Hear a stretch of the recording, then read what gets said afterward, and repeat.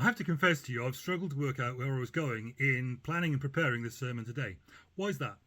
It's because every single weak and feeble mortal gets worn down, tired, weary, ceases to function, as we'd probably say, optimally. We get worn down to the point we can't think so clearly or creatively or productively. We can get down to the point where we lack commitment and follow through, to the point where, as one dear person said to me not so long ago, it becomes a struggle to get out of bed in the morning. Well, I'm glad to be out of bed, but the disastrous thing about getting into that sort of position is not that we lose our enjoyment, our enthusiasm, our zing. Those things are in many ways just simply lost pleasures, motivating pleasures, but still just losable and loss-making pleasures. The disastrous thing is that we defect from there to the path of least resistance. And Hebrews is a deep book which addresses just that problem. Let's look first of all then at what Hebrews is getting at. Now, I said Hebrews was a deep book, and I hope that word didn't simply pass you by. It's a deep book because it comes out of and addresses another culture. And when you drill down to the detail of the book, or get swamped by it, which is easy, it's a book written for people with a pre-knowledge, a deep pre-knowledge of the theology at the heart of their history. We don't have that. But it meant that they'd be acquainted with and skilled at handling long texts and the convoluted arguments that they contained, and we're not necessarily there either. So for our modern Western minds, we need to break it down to the big points it's making, of which there are two, and then the ways it supports those 2 points, of which there are a number, each of them running to several chapters each. And that should give you an idea of why we're going to pick the points out and move at pace to the things Hebrews is trying to tell us about, not seeking the path of least resistance when we've been battered. First of all, then, it becomes important to work out what Hebrews is getting at by looking at the state of its audience in the first place. And we'll find a real window opened on that for us in Hebrews chapter 10, verses 32 to 34. The original audience for the reading of this book of Hebrews had quite clearly been battered. And it's written to them because not only they're battered, they're considering the path of least resistance.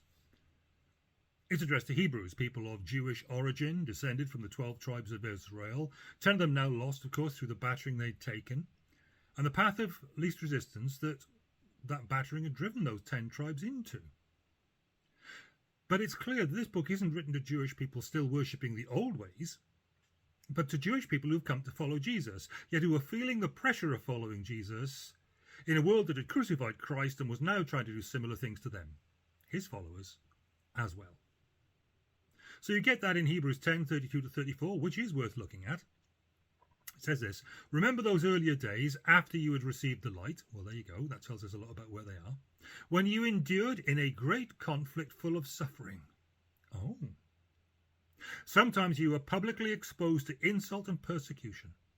At other times you stood side by side with those who were so treated. You suffered along with those in prison and joyfully accepted the confiscation of your property because, this is crucial to the point this book's making, because you knew that you yourselves had better and lasting possessions. Funny how it's put in the past tense there. Because you knew that you yourselves had better and lasting possessions. We'll see that that's relevant later. For now it's clear that this pressure they were under, the weariness with their experience in a rebellious world, rebelling against God, this experience was tempting them to go back to the path of least resistance. So Hebrews 10:35 then continues. So do not throw away your confidence. It will be richly rewarded. You need to persevere, so that when you've done the will of God, you will receive what he has promised. For in just a little while, as a quote from the Old Testament, he who is coming will come and will not delay. And, another quote, but my righteous one will live by faith, and I take no pleasure in the one who shrinks back. But we, says Hebrews, do not belong to those who shrink back and are destroyed, but to those who have faith and are saved. Now, in that context, that being the situation with these people, the book's goal is now twofold. What the book is going to do, the point that it's trying to achieve, is firstly, it wants to big up Jesus. Can I put it like that? So frequently the troubles we meet in life and the wearing down of us in life too would be better met with a bigger view of Jesus. And by that bigger view of Jesus, I mean a bigger idea of who he is, what he has done, what he can do, but also a zoomed in view of him on the screen in our minds. Can I put it like that? So he is a bigger part of our picture of things. How great he is, but also zoomed in on him, so we get a better idea of the perspective from which a believer views life. Hebrews consistently aims at both those things. So, for example, constantly the first 10 chapters of Hebrews return to using the word better about Jesus or some aspect of what he's done. So Hebrews 7:19, for instance, says that in just one of the Lord's perfections that it's highlighted, says that a better hope is introduced by which we draw near to God. And that's just one example. Everywhere Jesus is better than the path of least resistance these world-weary pilgrims could so easily defect to. Firstly, the aim is to say Jesus is better. Secondly, the book's role is to challenge to persevere with Jesus whatever comes. So the book goes on from those first 10 chapters to lead into the second part of the book on persevering faithfully with Jesus, whatever the world made them weary with, however tempting the default non-options seem to be. Okay, first of all then, as we unpack this, the book of Hebrews demonstrates in chapters 1 to 10 the absolute superiority of Jesus. He is constantly better. Please notice that the author of this book is spelling out the superiority of Jesus over the comfortable old things they'd once held dear. Because discredited old comforts might look like comforts, but when they do, they are still simply discredited. And that's the very first thing that the book here sets about doing in quite a lot of chapters, 10 in fact. Discrediting the old comforts, showing the absolute superiority of Jesus, but starts by discrediting the old comforts. Hebrews takes time over that. A lot of chapters, discrediting the old comforts they were toying with returning to, showing that Jesus is superior to the angels and the Torah, the Old Testament books of Moses, chapters 1 to 2 do that. Superior to Moses and the land, chapters 3 to 4. Superior to the Aaronic priesthood, the Levites and all that, and Melchizedek, verses 5 to 7. And then superior to the sacrificial system, up the temple, and the Old Testament covenant, the Levitical covenant, chapters 8 to 10. It discredits, first of all, in showing the absolute superiority of Jesus, it discredits the old comforts, the things that people would lean on as old and familiar and comfortable, to show, then, Jesus is better, summing up his superiority to anything else. So, chapters 1 to 2 assert that Jesus is better because he is God's word incarnate, whereas the Torah was not God with us. And then chapters 3 to 4 assert that Jesus is better because he brings hope for all creation, whereas Moses and the land did not offer any such thing. And then chapters 5 to 7 indicate that Jesus is better because he is a priest forever. And indeed, one greater than Melchizedek is here. So whereas human priests and people were morally flawed and needed to make regular, repeated atonement for their sin and for the people, Jesus is the ultimate priest and king, being morally flawless and eternal. A priest forever, bridging humanity and the divine. Chapters 5 to 7. And it followed from that, those chapters argue, that rejecting Jesus, God's perfect and eternal mediator and go-between with God, amounted to actually rejecting God. And there's a warning to avoid that rings clear in this section. And then chapters 8 to 10 show how Jesus' sacrifice on the cross is better, there's that word again, than all the animal sacrifices offered at the temple. The temporal sacrifices had to be offered constantly, daily and annually in the appointed place. But Jesus sacrificed his life once forever on the cross. Done deal. Sufficient for the sins of the whole world. You know that old expression? My father tried to drum into me doing jobs around the place. Do it right. Do it once. Seems to me that applies here. And that's the sort of thing that chapters 8 to 10 of Hebrews are trying to show us. Jesus is better because he's done it right. So he's done it once. Jesus sacrificed his life once forever on the cross. Done deal. Sufficient for the sins of the whole world. And then again there's a warning sounded. to avoid walking away from God's invitation to this all-sufficient atonement, which is, in point of fact, the new covenant spoken of for so long by the prophets, in which all sins are forgiven. Life is made rich. Well, there's a quick skirt through the first 10 chapters of the book of Hebrews.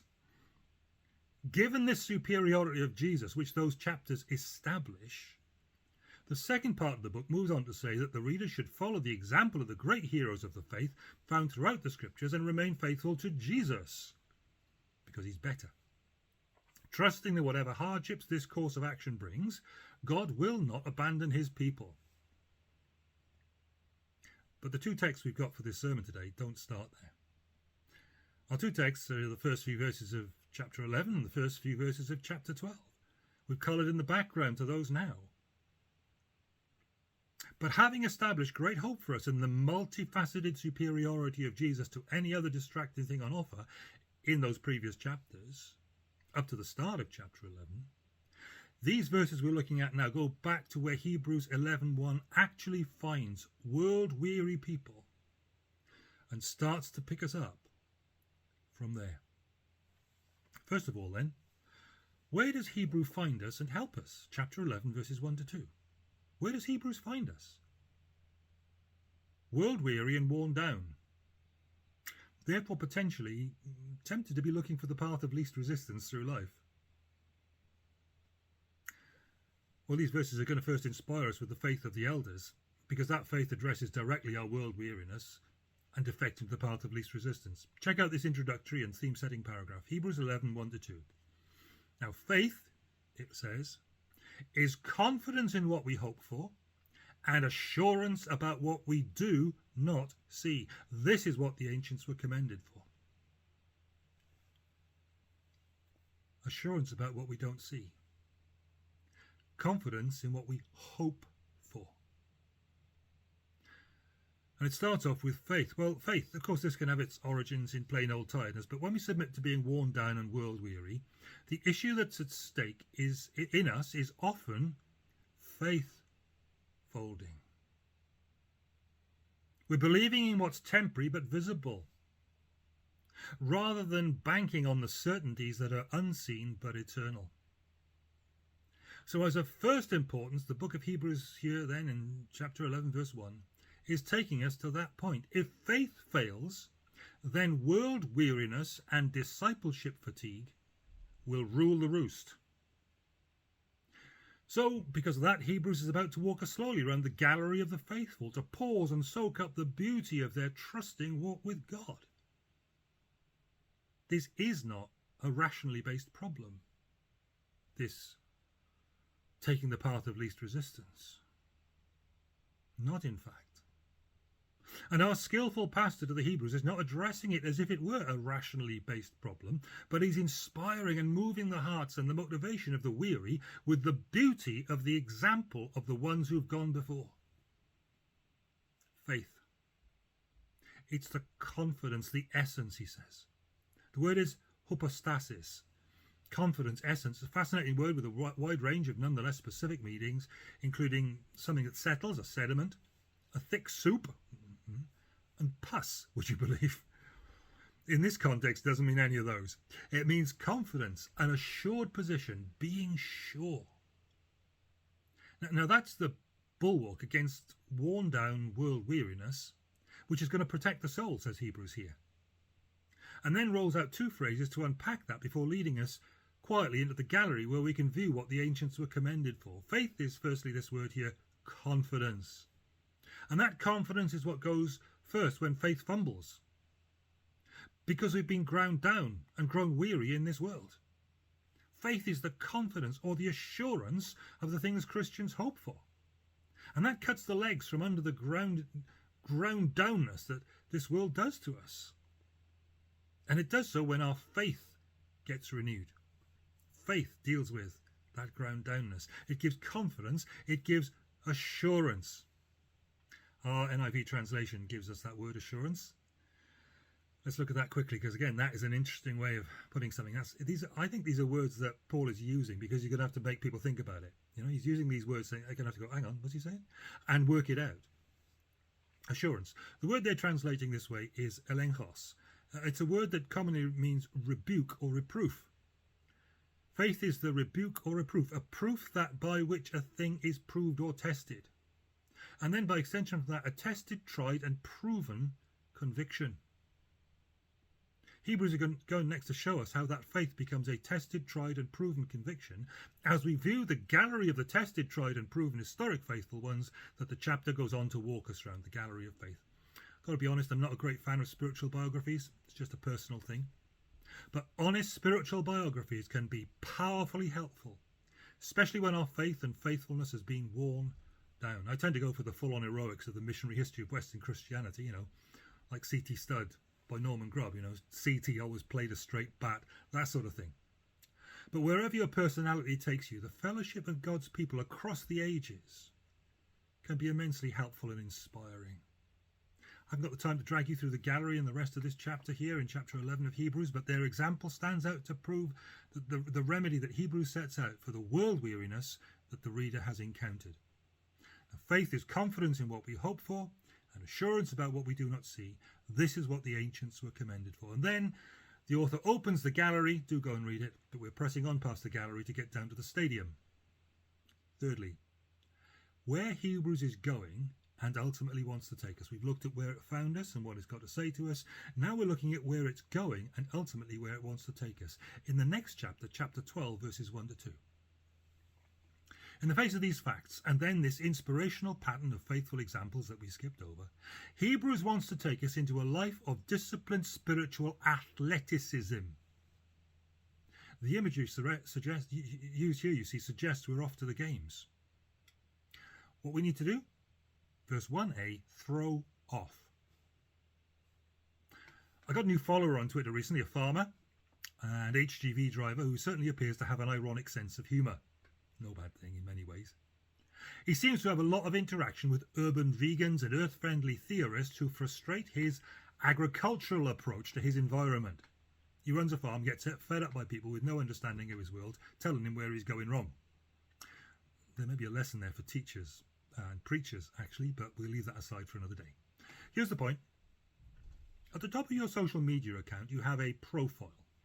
And in this, he lists his interests as including pretend pagan naked gardening. Now, something at once makes us realise he's being ironic because of what else we know about him. But the thought of even doing something as steady and unenergetic as gardening when unclothed is a place surely that our minds don't want to travel to. But here's the thing, there's the cultural problem. Because in the Greco-Roman world, athletes wouldn't have thought this was funny. See, they didn't slip their tracksuits off revealing shorts and vest. They dropped their togas to run, jump and throw things stark naked. And that's the idea that Hebrews is putting out here.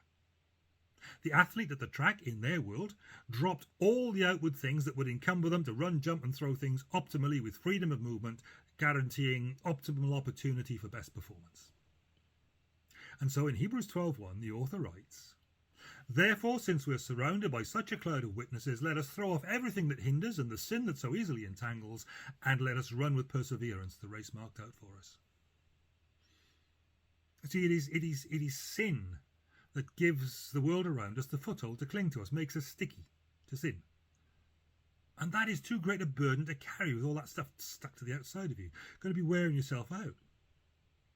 Now, of course, our sins can feel very familiar and very comfortable. Our blankie, our comfort blanket to help us through life's hard experience. Yeah, you tend to find those things appeal in some way to your five senses. Visible, feelable things, gaining access to beat you up from the inside out. You need to have thrown them off to deal with the world weariness and the shortcuts on offer to the path of least resistance, says Hebrews 12 and verse 1. Because once you've done that, once you've thrown them off, there's an opportunity to exercise that freedom you've just got for the next thing. Verse 1b, to run.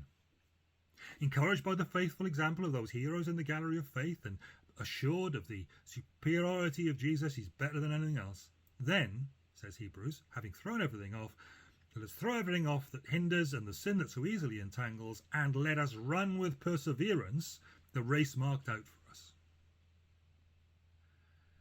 But you say, I haven't the energy or the inclination to run. Running is exertion. Yeah, you're weighed down, aren't you? It requires determination, getting down to quite hard work. I had to lend a hand on Thursday, getting somebody's strayed cattle out the village, and trust me, it gets harder as you get older. Too weary to run?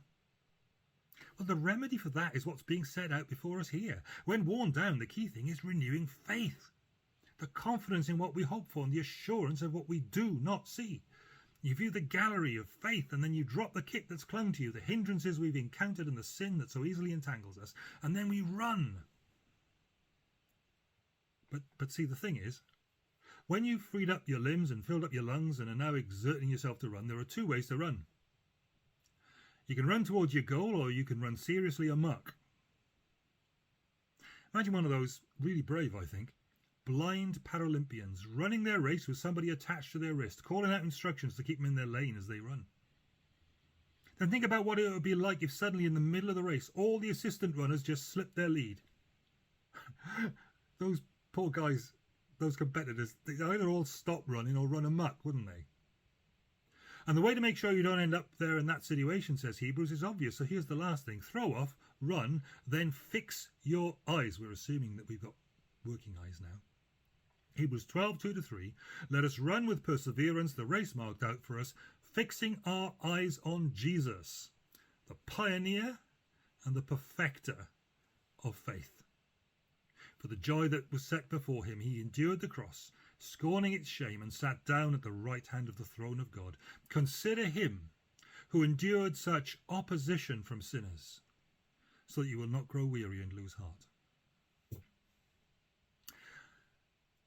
As the crowd goes quiet and you attempt the conversion kick, you follow through with your eyes to the place you want that ball to go, straight between the uprights above the bar. And as you take your swing at life and you're following by faith after Christ, you fix your eyes on the target you want to gain. You fix your eyes, says the Hebrews, on Christ. He's the author and perfecter of the faith we're going to need to protect us from the grind of our earthly existence and stop it producing the world-weariness that makes us ultimately lose heart.